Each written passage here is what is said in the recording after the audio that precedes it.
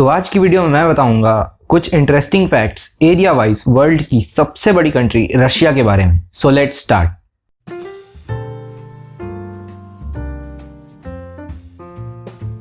Russia area wise दुनिया में सबसे लार्जेस्ट कंट्री है। नंबर्स से देखें तो 17 मिलियन स्क्वायर किलोमीटर्स, कंपैरिजन करें तो प्लूटो का सरफेस एरिया है 16.7 मिलियन स्क्वायर किलोमीटर्स, जो कि रशिया से छोटा है।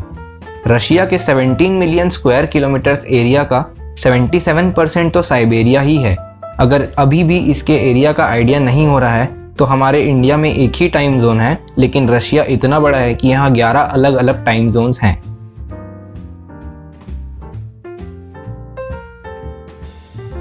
रशिया एरिया वाइज इतना बड़ा है कि ये 2 कॉन्टिनेंट्स में आता है, यूरोप और एशिया।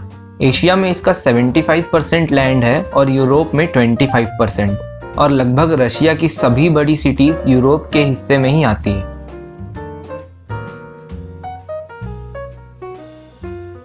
रशिया के farmer emperor Peter the great ने 1698 में रशिया में वेस्टर्न कल्चर को बढ़ाने के लिए बियर्ड टैक्स इंट्रोड्यूस किया था, जिसके हिसाब से मेल को या तो क्लीन शेव रहना था या बियर्ड रखने पर 100 रूबल्स का टैक्स पे करना था। टैक्स पे करने वाले को एक टोकन दिया जाता था जिस पे लिखा था beard is a useless burden, और टैक्स पे ना करने वालों के लिए पुलिस को ऑर्डर दिया जाता था कि वे जबरदस्ती उनकी बियर्ड शेव कर सकते हैं।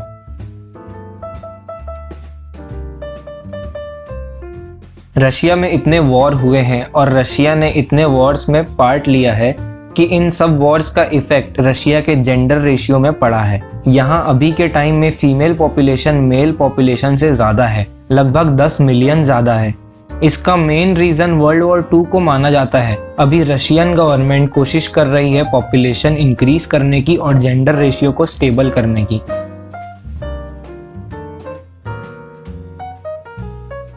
अल्कोहल कंजम्पशन की बात करें तो रशिया वर्ल्ड में 6th पोजीशन पर आता है। फर्स्ट पोजीशन पे इंडिया नहीं आता, इवन टॉप 10 में भी नहीं आता है। यहाँ की मोस्ट फेमस ड्रिंक है वोडका और सेकंड नंबर पर है बियर। 2013 तक बियर को अल्कोहल में काउंट किया जाता था। उसके बाद से वहाँ नया लॉ आया जिसके हिसाब से अगर किसी बेवरेज में 10% से ज़्यादा अल्कोहल नहीं है तो वो फूड स्टफ में काउंट होता है। अल्कोहल के कारण ही रशिया में वुमेन की लाइफ एक्सपेक्टेंसी मेन से 12 इयर्स ज़्यादा है। यहाँ मेल की एवरेज लाइफ एक्सपेक्टेंसी 65 इयर्स है और फीमेल की 77। अल्कोहल भी एक बड़ा रीज़न है यहाँ के जेंडर रेशियो की इनस्टेबिलिटी की।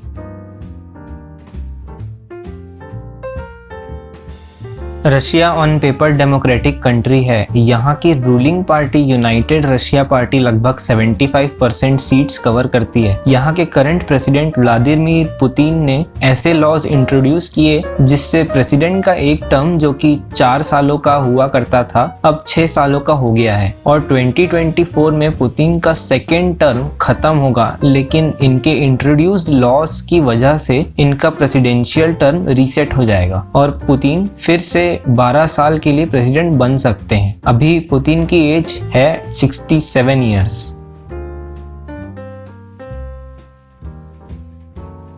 रशिया में दुनिया की सबसे लंबी रेलवे है ट्रांस साइबेरियन रेलवे, जो कि लगभग पूरे रशिया में फैला हुआ है। इस 9200 किलोमीटर लंबी रेलवे की शुरुआत होती है मॉस्को से, जो यूरोपियन रशिया का हिस्सा है, और एशिया को क्रॉस करते हुए पहुंचती है Pacific ocean port of Vladivostok, जहां इसकी जर्नी का एंड होता है। इस पूरी जर्नी को बिना रुके कंप्लीट करने के लिए 152 आवर्स और 27 मिनट्स का टाइम लगता है।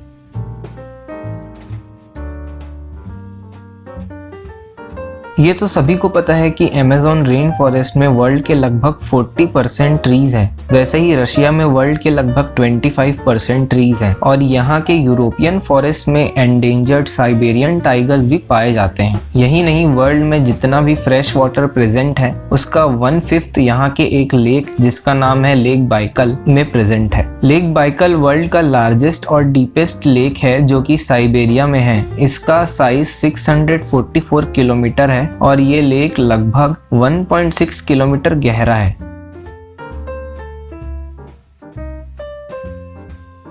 लेक्स की बात हुई है तो सेंट्रल रशिया के यूरल माउंटेन्स में भी एक लेक है, लेक कराचे, जिसे most polluted place on earth भी कहा जाता है। ये लेक इतना टॉक्सिक है कि इसके पास अगर कोई भी ह्यूमन 1 घंटे तक खड़ा रहा तो उसकी डेथ हो जाएगी। 1951 में सोवियत यूनियन इस लेक को रेडियो एक्टिव वेस्ट के लिए डंपिंग ग्राउंड की तरह यूज करते थे, जिसके रेप्रिकॉशंस अब दिख रहे हैं। इस जगह का साइज 1 स्क्वायर माइल है और यहाँ की रेडियो एक्टिविटी लेवल 4.4 EBQ है। ज्यादा अच्छे से समझने के लिए इस लेक का कंपैरिजन चेरनोबिल डिजास्टर से करते हैं। चेरनोबिल में radio activity level 5 to 12 EBQ थी, लेकिन ये फैला भी हजारों स्क्वायर माइल्स में था। वहीं लेक कराचेक तो सिर्फ 1 स्क्वायर माइल में फैला हुआ है, जिसके हिसाब से यहाँ की रेडियो एक्टिविटी चेरनोबिल से भी ज्यादा डेडली है।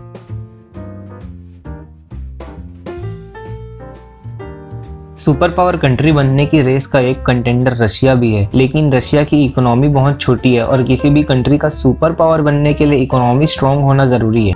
रशिया तो इंडिया, जापान और जर्मनी से भी पीछे है। यहाँ की रूलिंग पार्टी के इतने गहरे टाइज हैं कि फोर्सेबल फ्यूचर में रूलिंग पार्टी चेंज होना मुश्किल है, जो कि इस कंट्री के फुल्ली डेमोक्रेटिक होने पर सवाल उठाता है और कहीं ना कहीं सुपर पावर बनने की रेस में भी इस कंट्री को रोक रहा है।